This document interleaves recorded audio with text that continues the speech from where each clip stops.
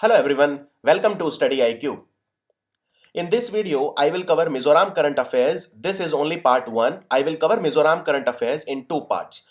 Now, I did not know much about Mizoram, so I was a little confused which language to bring the video in because most of the people they speak Mizo. Mizo tuang katiam lo, but don't worry, lunga yesu, I'll cover it in English. So this is part 1 and these current affairs will be very useful for your state public service commission exam and various local exams of the northeast. So let's start Mizoram current affairs part 1 from January to December. First of all, I would like to wish you a very Merry Christmas. Now Mizoram is a Christian dominated state, so most of the people are Christians in fact, so all the more happiness, and I wish you all the best. May Lord Jesus bless you with insatiable blessings, and may you get everything that you want. So also we have our Christmas sale till 31st of December. We have launched a lot of pen drive courses. You can complete the syllabus from the comfort of your home. Just like you're watching this video, you can complete the syllabus of UPSC, SSC, Bank PO, law exams, and just go to our website studyiq.com for more details. You can connect with me on Instagram. I am on Instagram, and this is my ID, Tireless Soul. Or you can connect with me on Twitter also, Gaurav888. So let's begin with one of the most beautiful states of India, Mizoram. The capital of Mizoram is Aizawl, and everybody knows it's a northeast state. So there are 7 states in northeast. These are called 7 sisters by a lot of people. The word Mizoram stands for Mi stands for people, Zo stands for a place which is at a height like a hill, and Ram stands for land. So it is the land of the hill people, and all this I've got from the official website of the government of Mizoram. And you can see here that the state Mizoram is it has borders with 3 other northeast states: Tripura, Assam, and Manipur. So these are the 3 states with which it shares the border, and it shares the border with the 2 countries also, that is Bangladesh and Myanmar. Myanmar, of course, to the east, and Bangladesh to the west, and of course Myanmar is to the what you call southeast also. So this is a 722 kilometer border that Myanmar shares, Mizoram shares with Myanmar and Bangladesh. Now, Mizoram was part of Assam till 1972, and then it was carved out. Earlier, it was a union territory, but then in 1987, that is on 20th of February 1987, it became the 23rd state of India. And this amendment to the constitution was the 53rd amendment of the Indian Constitution 1986. Mizoram's population as per the census of 2011 was just over 1 million. 1,091,014. It is the second least populous state in the country. The least populous is of course Sikkim. It has the least population, and Mizoram covers an area of approximately 21,087 square kilometers, and 91% of the state is forest. Now 95% of the state is has the population of tribal origin. 95% population of the state is tribal in nature. So this is the highest concentration of tribal people from all the states of India, 95%. No other state has this much tribal population, and these tribes are protected under the Indian Constitution as scheduled tribes. And Mizoram is one of the 3 states of India with a Christian majority. 87% of the population of Mizoram is Christian. So the 3 Christian majority states in India are Nagaland, Mizoram, and Meghalaya. And if I talk about percentage, then Nagaland has the highest percentage of Christian, followed by Mizoram, followed by Meghalaya. And the third and the fourth is Manipur, but Manipur has only 41% Christians, and it is not a Christian majority state. Only 3 states are Christian majority: Nagaland, Mizoram, and Meghalaya. Now let me start with the current affairs. So this year in 2017, government of India it launched a Cleanliness India campaign, which is called Swachh Sarvekshan, which was basically to find out which city is how much clean. 434 cities of India participated in the survey, and the cleanest city of India is Indore. It is in Madhya Pradesh, and the second cleanest is Bhopal. Again, it is the capital of Madhya Pradesh. So the top 2 are from Madhya Pradesh. Now remember that out of the 50 cleanest cities of India out of 434, maximum are in Gujarat. 12 out of 50 cleanest, most clean 50, 12 are from Gujarat, So Gujarat has the highest number of cleanest cities among top 50, followed by Madhya Pradesh 11 and followed by Andhra Pradesh, that is 8. And third is Vishakhapatnam. It is in Andhra Pradesh. Now Vishakhapatnam is a coastal town, and remember that Vishakhapatnam has the cleanest railway station of India, and it is the third cleanest city in India. Surat in Gujarat, which is called the Diamond City, is fourth. Mysuru in Karnataka is fifth. Now remember, Mysuru, for the last two cleanliness surveys, it was number 1, but this time it is number 5. Tiruchirappalli, which is also called Trichy in Tamil Nadu, is 6th. New Delhi is 7. Navi Mumbai is 8. Tirupati in Andhra Pradesh, known for Lord Venkateshwara Shrine, is 9. Vadodara is 10. Chandigarh Union Territory, capital of Punjab and Haryana, is 11. And Ujjain in Madhya Pradesh is 12. So these are the 12 cleanest cities in India. Now only one city from Mizoram made it to 434, that is Aizawl. Aizawl is 105. It is the 105th cleanest city in India out of 434 which participated in the cleanliness survey. And these are the 8 dirtiest cities. So 434, the dirtiest city in India is Gonda, it is in Uttar Pradesh, and the second dirtiest is Bhusawal, it is in Maharashtra. So remember the cleanest 5, dirtiest 2, and Aizawl. So Aizawl is 105th, and the bottom 2 are Gonda and Bhusawal.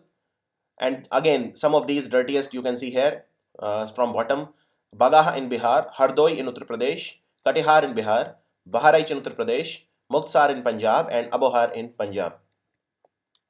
Now Mizoram's Chief Minister is Lal Thanhawla. He is from Indian National Congress. This is important because not many states in India have now Congress government. And you saw recently that even Himachal Pradesh, the CM was with Veerbhadra Singh, but now it is Jairam Thakur. He is again from BJP. BJP came to majority in Himachal Pradesh. Now out of 29 states in India, 19 states now have BJP government. And even in Northeast you can see, like for example Arunachal Pradesh, Assam, and they all have BJP government. And Nirbhay Sharma is the governor. He is lieutenant retired, Nirbhay Sharma. So he is the governor of Mizoram, and Lal Thanhawla from Indian National Congress is the Chief Minister from Indian National Congress. Now, can you name some states like where do we have Indian National Congress government? So you have it in Karnataka, but it may go soon because the Karnataka elections are next. Even Mizoram will have elections very soon. So Karnataka has a Congress government. Then Mizoram has a Congress government. Any other state can you think of? North India. No. So even in Bihar now there is no Congress government. Earlier Nitish Kumar was in coalition with the Congress, but now he is in coalition with the BJP. So find out. Anyways, so there is an entrepreneurship development scheme that has been inaugurated in Mizoram now. Entrepreneurship. The government of Mizoram wants new businessmen, entrepreneurs from Mizoram. So it has started something known as New Economic Development Policy for Mizoram. And the entrepreneurship development scheme will be implemented to achieve the 17 sustainable development goals. Now let me tell you what are the sustainable development goals. So in the year 2000, when the new millennium started, a millennium is of 1000 years. So when 2 millenniums were completed in the year 2000, 191 countries of the United Nations, they met and they decided that we will work on 8 things like universal education, healthcare, jobs, and gender equality. These were known as Millennium Development Goals because they met during the end of the millennium. And the target was for the next 15 years, we will work on these 8 things. So these were called Millennium Development Goals. And these were from the year 2001 to 2015 for these 15 years. And again, these countries met in the year 2015, and for the next 15 years till 2030, they changed Millennium Development Goals into Sustainable Development Goals. And this is called Agenda 2030, and they increased the number of goals from 8 to 17. So they also included things like climate change, like global partnerships, like many. So now all the countries, and even the countries, the number of members increased from 191 to 194. So 194 members of the United Nations, they have decided that we will work together in a synergy to achieve these 17 sustainable development goals. And United Nations is headquartered in New York. It was established on 24th of October, which is also celebrated as the United Nations Day. Now the government of Mizoram, it has allocated 2 crore rupees for this new economic development policy.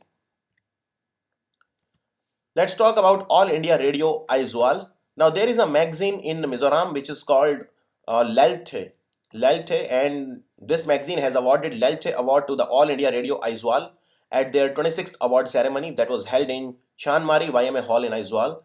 Now, why they have got this award is because they have contributed, the All India Radio Aizawl has contributed significantly for the progress and development of Mizoram and for the promotion of Mizo language and literature. So it got this award. And Lelte is a popular weekly magazine in Mizoram which started in 1983. Mizoram has become the 27th state in India to join Uday scheme. Now let me tell you a little bit about Uday scheme. It is called Ujjwal Discom Assurance Yojana. What is the meaning of Discom? So the power distribution companies, they are called Discoms. Power distribution company, they are called Discom. How the power is produced? Power is produced by various plants, and these plants are commissioned by NTPC, by various other companies like ONGC, etc.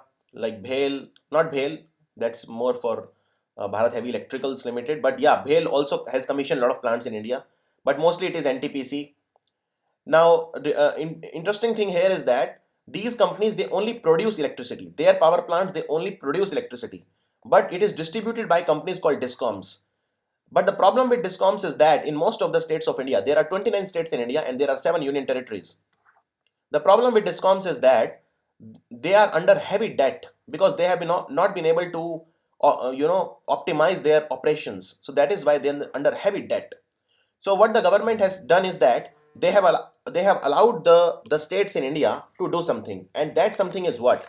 That something is you convert your debt in the ratio of 75:25. Now 75% of the debt you can issue bonds, and you can pay it off by raising money from the public in the form of bonds, and the remaining 25% you can give out securities, government securities, and let people invest in securities. So you can pay your debt off like this. 75% you can issue bonds, 25% you can issue government securities. So this is Uday scheme, and most of the states in India, they have joined Uday scheme by the Ministry of Power. And who is our power minister? Our power minister is a person from Bihar. His name is R.K. Singh. He is not just the minister for power, he is also the minister for renewable energy. Earlier it was Mr. Piyush Goyal who was our power minister, but now Piyush Goyal is the minister for railways and for coal. So he has retained the coal department, and R.K. Singh is a Lok Sabha MP from Arya in Bihar. Now Mizoram has launched a scheme for better treatment of HIV hit people. Now what is a human immunodeficiency virus, which is called HIV? So when a person is infected with HIV virus, he is called HIV positive, right? And after some time, his immunity starts to collapse. The helper T cells start to decrease. The CD4 count decreases. At this stage, advanced stage, the person is called to be suffering from AIDS, acquired immunodeficiency syndrome. Now, what is immunity? It is the ability of the body to fight diseases, right? So when a person is suffering from AIDS, that means the immunity is low. So even a very small common cold can be potentially dangerous because the body will not be able to ward it off.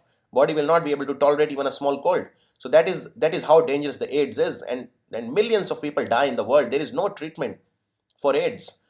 Of course, in the initial stages, if HIV positive person is there, then you can do something, but not in the advanced stages. So there is something known as an antiretroviral therapy, and in Mizoram, the HIV affected people will be given free of cost antiretroviral therapy. So there are drugs like zidovudine, Zidovudine, zidovudine. There is something known as lamivudine, and these are some of the drugs that can be used against AIDS to increase the CD4 count. But now in Mizoram, these drugs will be provided free of cost. Now, important thing to understand here is that the government of India, it has set targets to eliminate certain diseases from India. And just note down, the target to eliminate tuberculosis is 2025. Tuberculosis is one of the most deadly diseases in India because it is very, it is communicable. It transfers from one person to another. So tuberculosis is caused by Mycobacterium tuberculosis. It is caused by a bacteria, and the target is 2025. The target to eliminate HIV/AIDS from India is 2030. And the target to eliminate malaria, again one of the huge killers in India, is 2027. So these are the three targets that the government of India, the Ministry of Health has kept. Our health minister is Mr. JP Nadda. Mr. J.P. Nadda is our health minister. Now, Mizoram has celebrated 31st anniversary of the Mizo Peace Accord. This is extremely important. Now, the Mizo Accord was signed on June the 30th, 1986, just before Mizoram became a state, and it was marred by continuous violence and disturbance. So, it was signed by the Mizo National Front leader Lal Denga, the legendary leader of Mizoram, and he was also the first chief minister of Mizoram. So, Mizoram Chief Secretary Lal Khama, it was signed by three people: Lal Denga, Lal Khama, and R.D. Pradhan. R.D. Pradhan that time was the Home Secretary of India. Right now, Home Secretary is Rajiv Gauba and Home Minister is Rajnath Singh. Okay. Now, the official document is called Mizoram Accord of 1987. Accord is nothing but an agreement, and that led to peace and harmony in Mizoram, and it became a state also soon after. That time it was a union territory. And what exactly happened during the Mizoram Accord? So there was handing over of arms ammunition to the government of India. There was preparation for settlement and rehabilitation of personnel. There was conferment of statehood to the union territory of Mizoram, and it became a state. And the state will be at liberty to adopt any one or more language for official purpose. So Mizoram was given full freedom that you can choose a language of your choice. And there was establishment of a separate university for the state, and the state will have its own high court. So all these things were signed, and it became a state finally on February the 20th, 1987. Now, there's a woman in Mizoram. I don't know whether I'll be able to pronounce her name or not. It is called something like Lalom Pui Chawangthu, and she has become only the second woman in Mizoram to be inducted in the state's Council of Ministers after a gap of 30 years. So it is only after 30 years that a woman has become a cabinet minister in Mizoram, and she has been given the status of Minister of State. So a Minister of States report to a Minister of the Cabinet rank in the state, but nonetheless she has been included in the Council of Ministers for the first time in 30 years. And let me tell you, she has become only the second woman in the history of Mizoram to be inducted as a Council of Minister. Who was the first? First was 30 years back. Her name was Lalhim Pui Mar. Lalhim Pui Mar was the first woman Minister of State in Mizoram in 1987, and she was given the oath by the Governor Nirbhay Sharma. And which portfolio she has? So you can see her here. This is from the official website of Mizoram. She is a Minister of State in the Department of Cooperation, Sericulture and Fisheries. Sericulture is when you rear silkworms. That is called sericulture. So she has been given 3 departments. And also you should know who is the minister for what. So there are 3 ministers of state. K.S. Thanga, he's a Minister of State in the Department of Agriculture, Irrigation, Water Resources and Land Resources, Soil and Water Conservation. Now remember, they are only ministers of state, which means that there will be a Minister of Agriculture in Mizoram of the cabinet rank, and they will report to him. So, and there is third one who is Phu Si Nyun Liang Chunga. He is in the Department of Animal Husbandry and Veterinary, Disaster Management and Rehabilitation, and Printing and Stationery. Now, there's a person called Nagan Gom Sarat Singh, and he is appointed as a member of the Joint Electricity Regulatory Commission for Manipur and Mizoram. And our Minister of State for Power and Renewable Energy, Shri R.K. Singh, he gave him the oath and secrecy, and his name is Shri Nagan Gom Sarat Singh. He is appointed as the member of the Joint Electricity Regulatory Commission for Manipur and Mizoram. And he has been appointed for a period of 5 years. Now, India and Bangladesh, they have decided to construct a bridge along Mizoram border. You know that Mizoram shares a border with Bangladesh and Myanmar, right? So India and Bangladesh, they have decided to construct a bridge over Mizoram's river, which is called Khothalan Tuipui River. It is also called Karnafuli River, and it's also called Khothalan Tuipui River. There will be a bridge that will be built over this river, and it will improve the trade and improve communication between the two countries, which is India and Bangladesh. And this decision was taken after the officials from both the sides met at Talabong town in Mamit district of Mizoram. And Mamit district is situated right there, adjacent to the Khagrachari district of Southeast Bangladesh. So it is a neighbor of, but this district is right across Bangladesh. It shares a border with Bangladesh, Southeast Bangladesh. So Mizoram has a 318 kilometer, which is unfenced. There is no fencing with Bangladesh. So people can easily come from Bangladesh to Mizoram. And in March 2017, this year, the central government has announced that half of the 4096 kilometer border that India shares with Bangladesh will be fenced, and the remaining half will be fenced by 2019. So India and Bangladesh, they have a border of 4096 kilometer, and Mizoram has a border of 318 kilometer with Bangladesh. Now Bangladesh touches the borders from Indian side with 5 states. West Bengal, which has the highest border with Bangladesh, largest 2216 kilometer, then Assam, Meghalaya, Tripura and Mizoram. So if I ask you, Mizoram has at which position the largest border with Bangladesh, and you can see here it has the 4th largest border of any Indian state with Bangladesh. The only state which has a less border with Bangladesh is Assam, only 263 kilometer. Now let me explain to you something very, very important, which is the Culloden Project. Culloden, remember this name, never forget it. So this is Bangladesh, this is India, this is Kolkata, this is Bangladesh, and this is the Bay of Bengal. And the problem is that Mizoram has very less connectivity with the mainland India, because you have to pass through all the 6 states, northeastern state, then you reach Mizoram, and it's very, very complicated. If you want to go from Kolkata to Mizoram, it's very, very long route. You go from here and then you can't enter Bangladesh, of course, it's a sovereign country. So you go from here, you cross all the northeastern state, and then you come like this. It's a long route. So what the government has done is it will go now through Myanmar. It is called a Culloden Project. What is Culloden Project? So you come from Kolkata, you take the sea route first. It is 539 kilometers, okay? And you come to Myanmar's port called Sitwe. Sitwe is a port in Myanmar that India has built. And it is also very important because Sitwe has a significant Chinese presence. So we want to counter China also. And government has built Sitwe port it has developed Sitwe port in Myanmar. So you come to Sitwe port through the sea route. It is 539 kilometers. Then from Sitwe, you come to this area which is called Paletwa, and you have to come over the river. There is a bridge over the river Culloden. That is why it is called Culloden Project. You have to come by boat or steamer or ship. You come to Paletwa, and then from Paletwa you come to Myanmar through road. So this river is 158 kilometers you have to travel.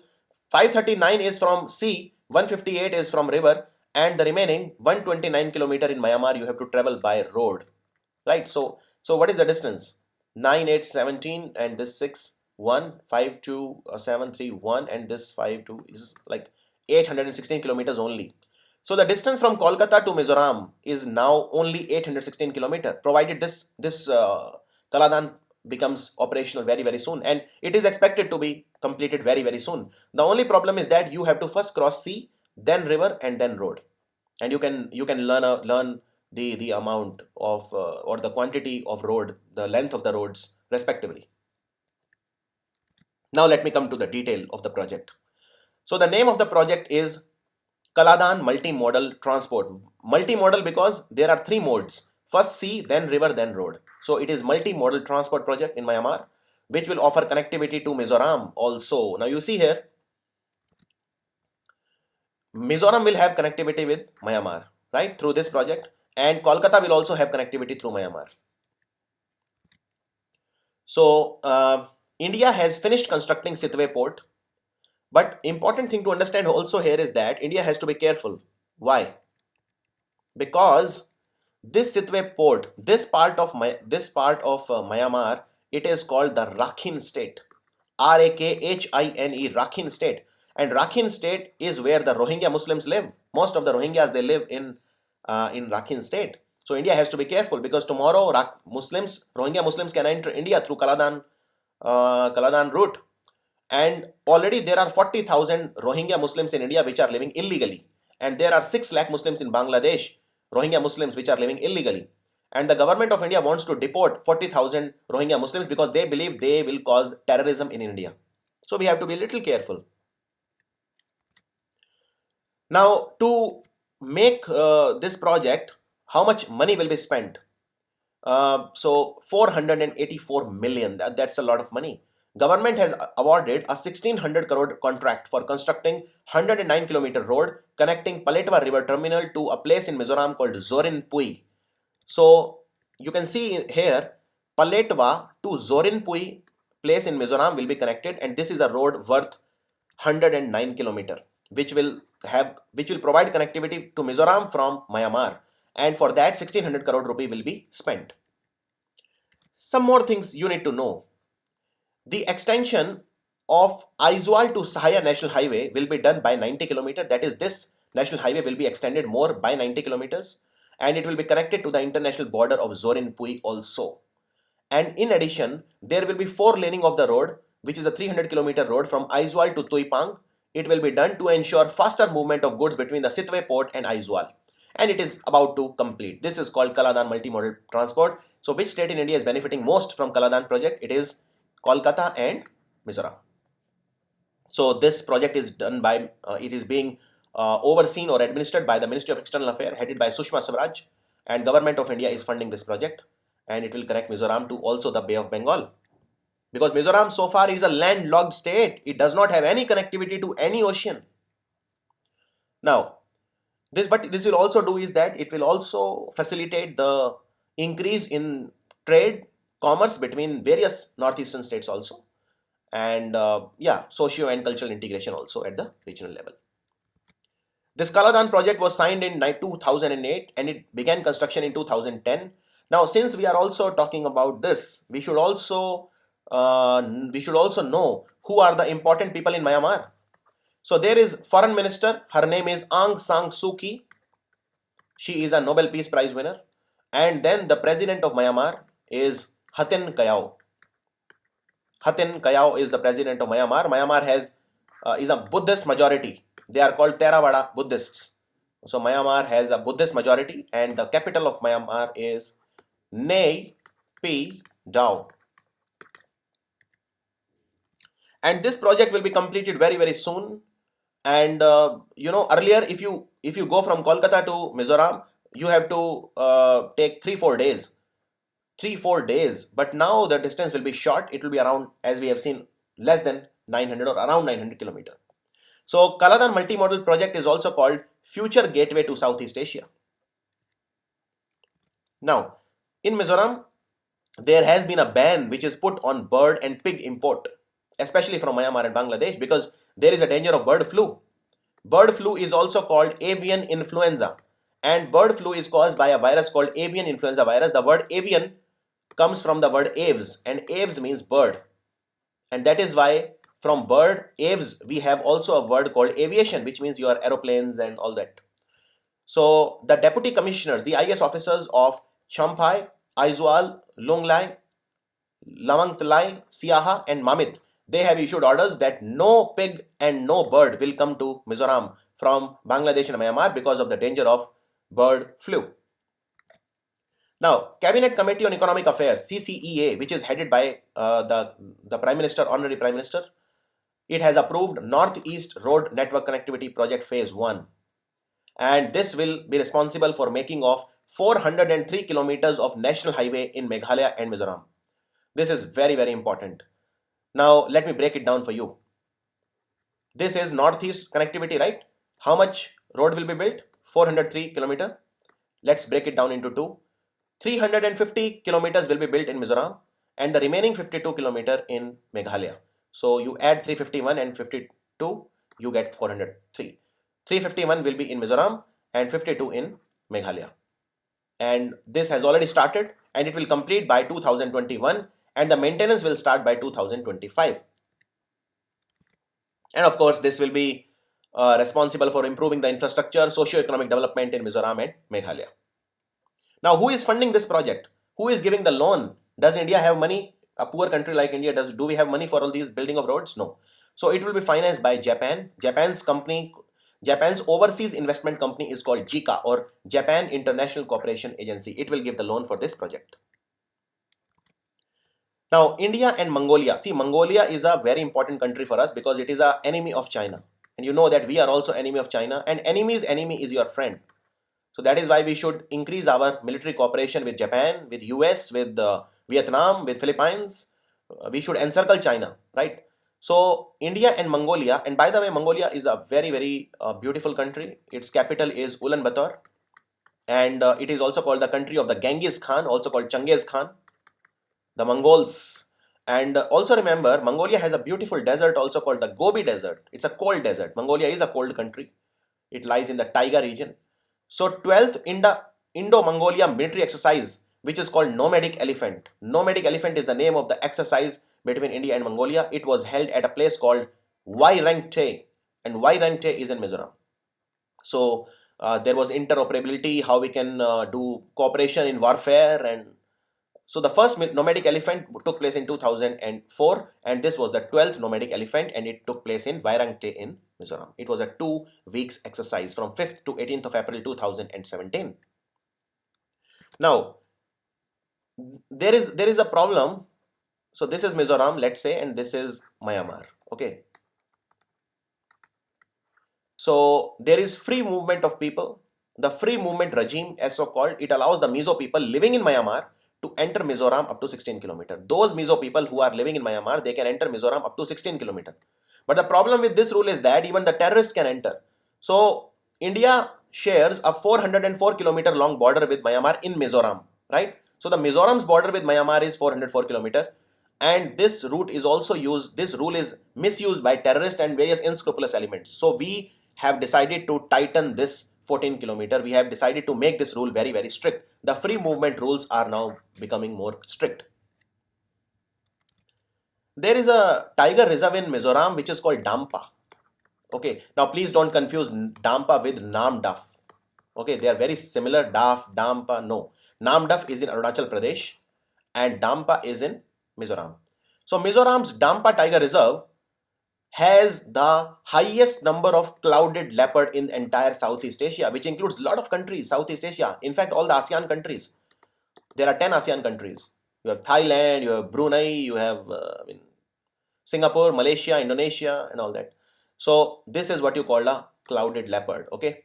So Dampa has the highest number of clouded leopards in Southeast Asia. Now, clouded leopards, they are called Kelral in the local language. And the density is, for every 100 square kilometer, you have 5.14 Kelral or clouded leopard. And this Dampa Tiger Reserve is located along Mizoram Bangladesh Tripura junction. And the area of the reserve is around 80 square kilometer, the Dampa Tiger Reserve. And the density of population of marble cat, this is what you call marble cat. And it is also called Sanghar. So the density is, for every 100 square kilometer, 5.03. Now, there are two important national parks in Mizoram, the Merlin National Park and the Phongpui National Park. So the total area, which is the largest national park in Mizoram, it is Merlin National Park, 100 kilometer square area. It was declared a national park in 1991 and Phongpui National Park in 1992. And there are important 8 wildlife sanctuaries also. You can see Dampa Wildlife Sanctuary, which has been now given a status of Tiger Reserve. It is the largest. It is 500 square kilometer area. Then we have Konglung Wildlife Sanctuary, Langtang Wildlife Sanctuary, Najang Pui Wildlife Sanctuary, Pualreng Wildlife Sanctuary, Tawi Wildlife Sanctuary, Thorang Talang Wildlife Sanctuary, and Tokalo. These are important ones. The latest is Tokalo Wildlife Sanctuary, and the oldest you can see here is Tawi Wildlife Sanctuary.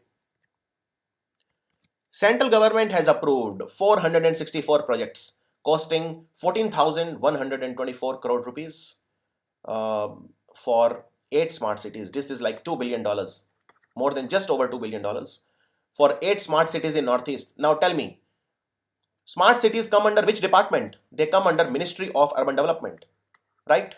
Or they come under Ministry of Housing. Doesn't make any difference, because now what government has done is, Government of India has merged the two departments, Ministry of Housing and Ministry of Urban Development, and together they have made department called MOHUA, which is called Ministry of Housing and Urban Affairs. It is headed by Hardeep Singh Puri. He is the cabinet minister for Housing and Urban Development, and he is ex-ambassador also. He was also India's permanent representative to the United Nations some 4 years back.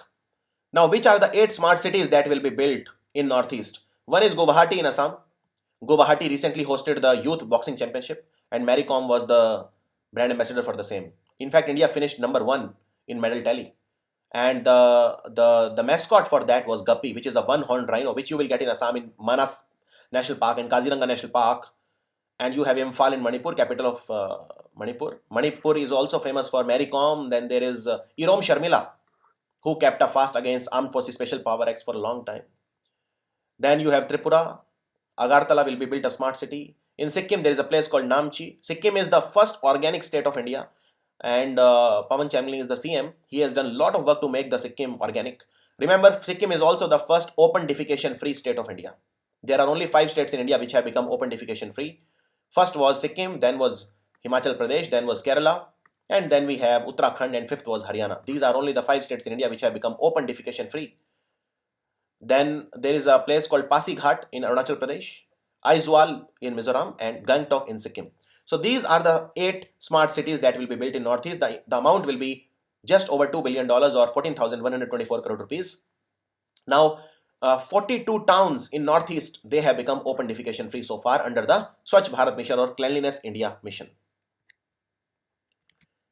Now, there is another scheme which is called Amrut. And what a coincidence, what a coincidence. See, today is 25th of December, right?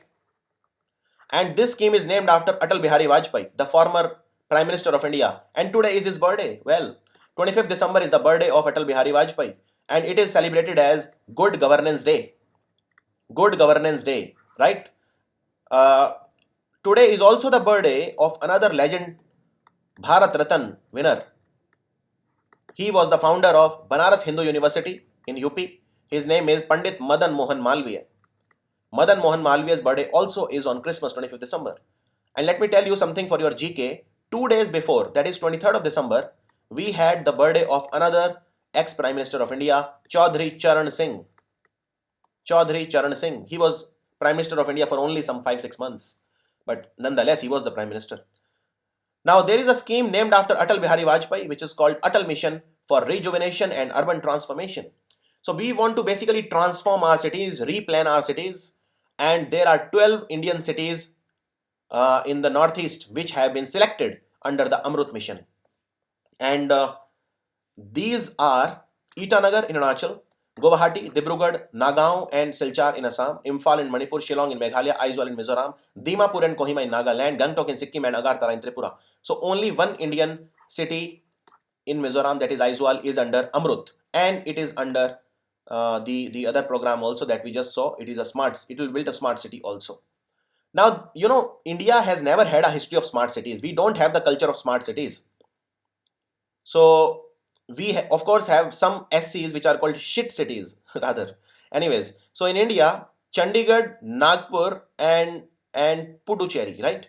These will be built smart cities by France, because of course the countries which have experience can build smart cities in India. So Chandigarh, Nagpur and Puducherry or Pondicherry as it's called will be made smart cities by France.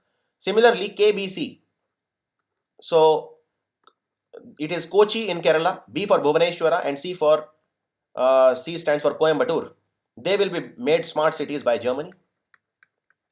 Similarly, the new capital of Andhra Pradesh, Amravati, will be made a smart city by Singapore.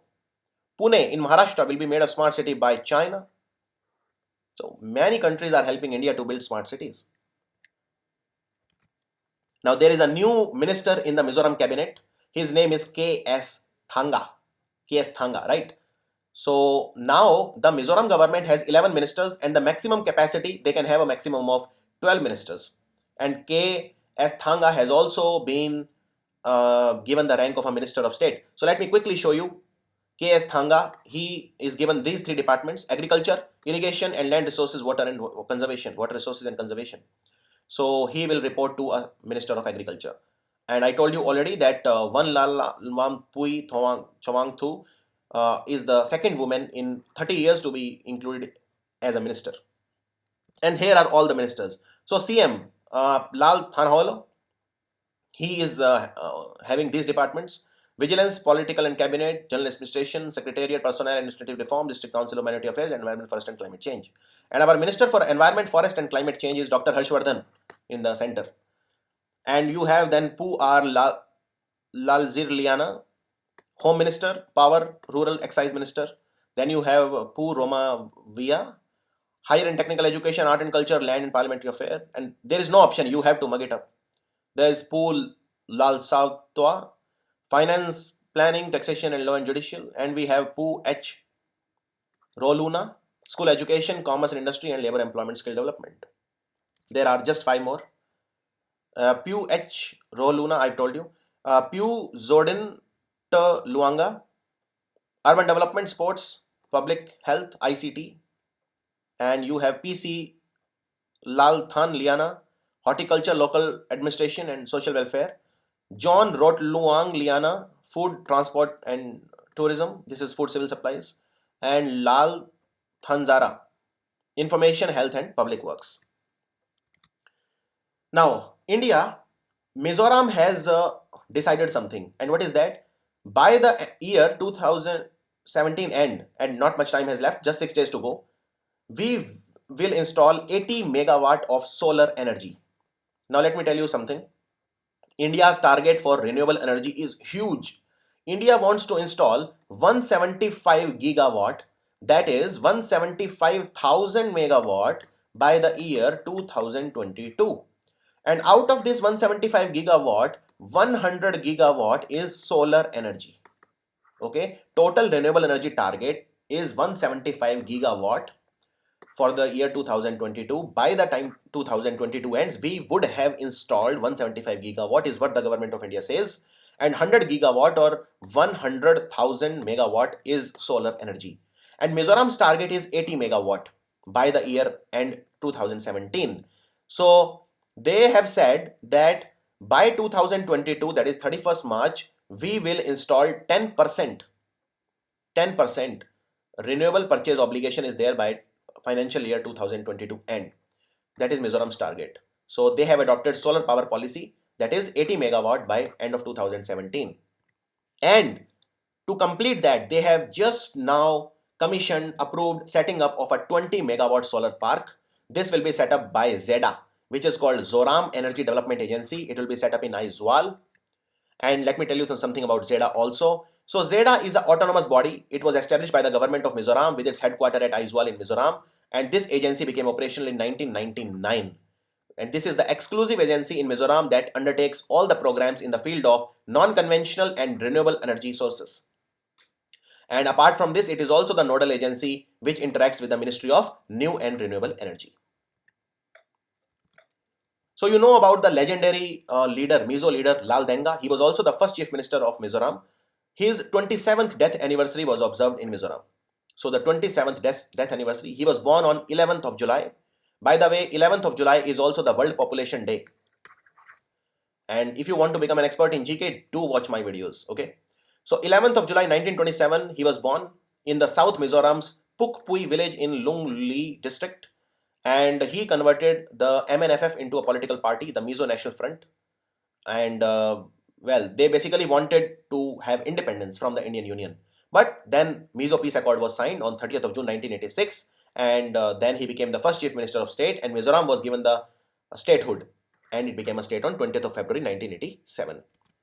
And he died in 1990. He had cancer and he was given a state funeral. By the way, till date, even 30 years after formation of Mizoram, only one person has been given in the history of Mizoram a state funeral, and he is Lal Denga. So remember that also. So this was the video. This was only part 1, by the way. If you like this video, please write down in comments, and surely I will bring part 2. If you don't like, still write in comments, then I won't bring part 2. Okay. So my part 2 is contingent upon your response. And again, I wish you a very, very happy Merry Christmas. Thank you so much.